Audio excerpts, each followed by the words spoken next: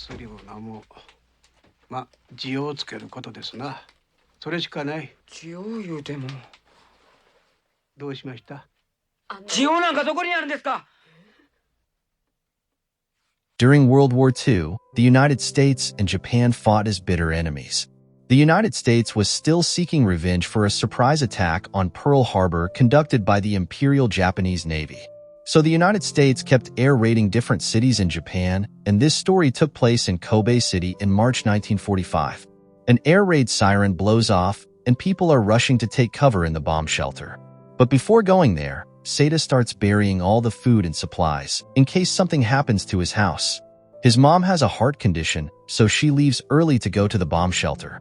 After burying everything, Seita carries his little sister Setsuko on his back, and he also takes his father's photograph with him, who is the captain of the Imperial Japanese Navy. Bomb starts to drop, and he sees a heavy bombing in the direction of the bomb shelter. So he doesn't go there, and takes shelter in a small drainage canal. After the bombing is over, Setsuko gets a bit worried for her mother, and Seita tells her not to worry, because that shelter can stand even a 250 kilograms bomb. Everything was destroyed by the bombing. Every house was burned down, and lots of people were injured and dead. Setsuko complains that her eyes are hurting, and Seita hears the announcement that the ration and first aid station have been set up at the elementary school. He thinks his mother will also be there, so they go to that school.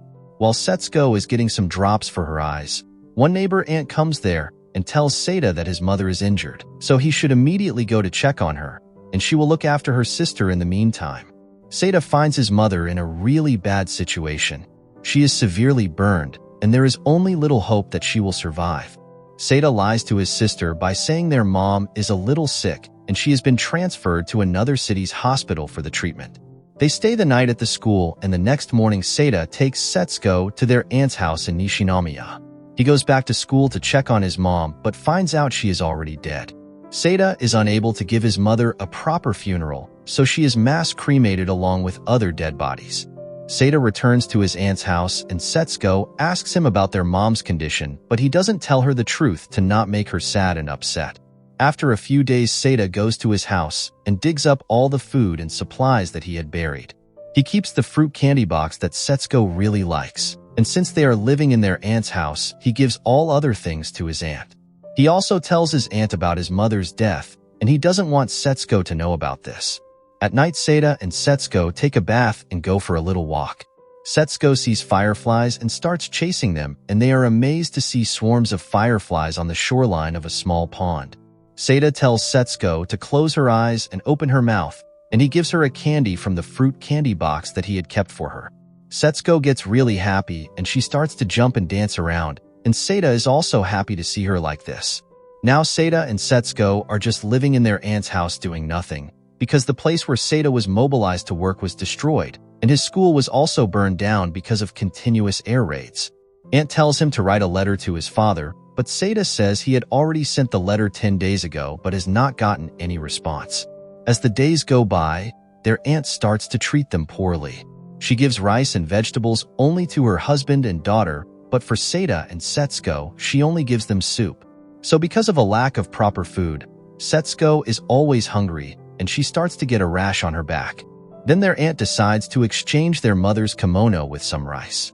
Setsuko tries to stop her, but she trades it anyway. She gives half of the rice to them and keeps the rest for herself. Even though she got that rice from them, she gives most of it only to her family members. So Setsuko tries to speak up about it, but the aunt gets angry and talks rudely with them. She then suggests that they should eat separately from now on and asks Seita if he knows other relatives with whom they can live with. But Seita doesn't know any of his other relatives' addresses.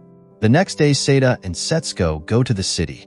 As always, Setsuko is hungry and thirsty, so Seita gives her a candy to distract her from it. Seita finds out that their mom has 7,000 yen in her bank account, so he withdraws 4,000 yen and also writes a letter to his father again. With the money, they buy some kitchen utensils, and they start to eat separately from their aunt's family. After a few months, they keep getting less and less ration, and Setsuko's candy also finishes. She still wants the candy, so Seita pours water inside the box and shakes it to get every juice out of it and gives it to her. And Setsuko knows that this is the last thing that she can get from that fruit candy box. At night, Setsuko always cries because she remembers her mother, and their aunt is sick of it. She scolds Seita for not letting them have a peaceful night. Seita then always carries her sister and goes for a walk to calm her down. And one night, an air raid warning siren blows off and Seita finds an abandoned bomb shelter. Now in each air raid, Seita and Setsuko go to that shelter instead of going to the regular one where everyone goes. So their aunt is not happy about this because she thinks Seita could help others to put out the fire, but he is knowingly going in that abandoned shelter to avoid this work. In one air raid attack, Setsuko says that she wants to go home and doesn't want to live at their aunt's house anymore. Seita then remembers all the harsh words that their aunt had said to them, so they decide to leave their aunt's house and make that abandoned shelter as their own home. Next day, they borrow a cart from one farmer and collect some useful stuff from the rubble of the destroyed house. Then they say their final goodbye to their aunt and leave her house. Setsuko is really happy to get out of there and finally having their own separate place to live. Since they are already low on food, they think of catching the frogs from the pond to eat them next time. At night, Setsuko says that she is afraid of the dark. So Seita collects lots of fireflies and brings them inside the mosquito net. Their bed gets filled with the light of fireflies and they spend their first night in that shelter. Next morning, Seita sees Setsuko burying the dead fireflies. She says she is burying the fireflies in a grave, just like where their dead mother is.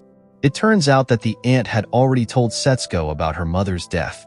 Tears roll out of Seita's eyes, seeing how her little sister is so calm, even though knowing about the death of their mother. He then tells her that one day they will go visit their mom's grave. Setsuko then asks him why fireflies have to die so soon, which answer Seita doesn't have.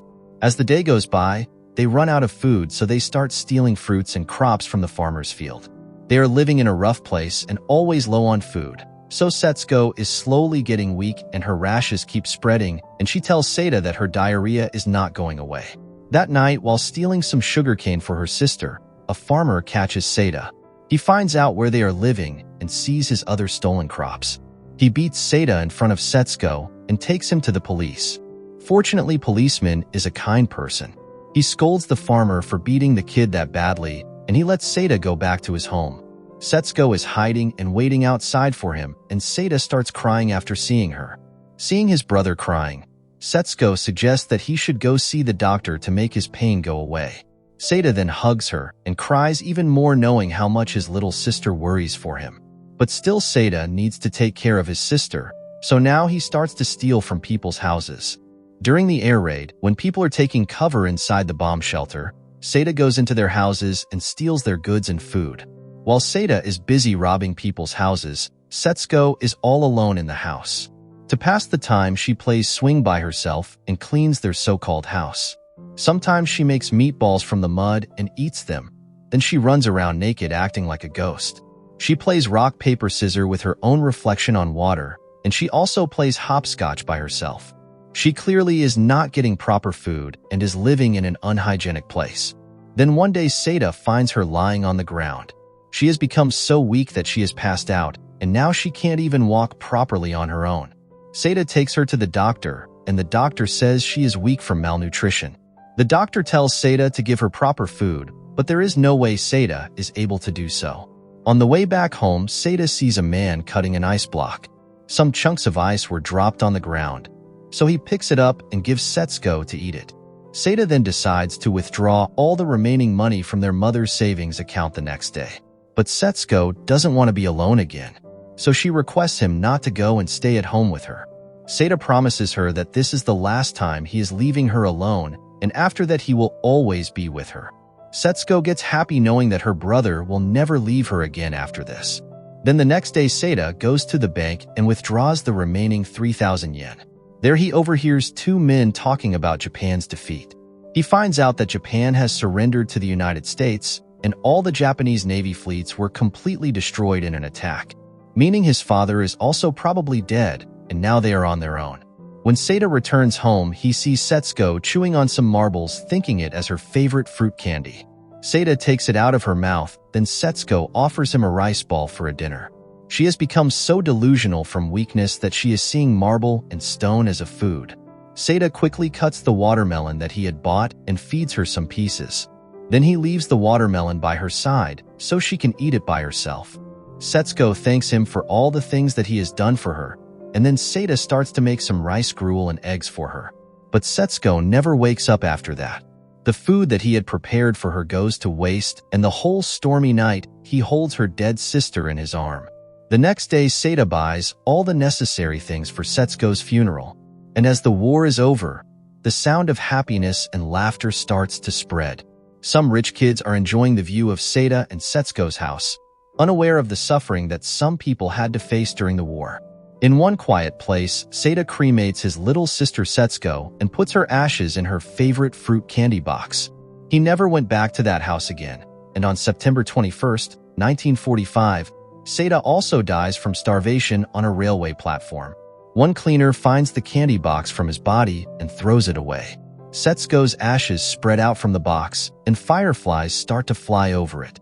Then Setsuko rises from the light of the fireflies, and she sees Seita lying inside the platform. As she steps forward to check on him, Seita stops her from behind, and she gets really happy to see her brother again. Seita picks up that candy box and gives it to her. Then they go to the place where Setsuko was cremated. Seita then tells Setsuko that it is her bedtime, and Setsuko sleeps on his lap, hugging her favorite fruit candy box. Then Seita watches the view of the present-day peaceful Kobe City, knowing that there is nothing to worry about in this afterlife. So guys, this was the movie, Grave of the Fireflies. It's a Japanese anime movie that was released in 1988. The movie shows the story of a brother and sister who are struggling to survive during the final months of World War II. I think both sibling and their aunt are to blame here. Their aunt should have treated them better.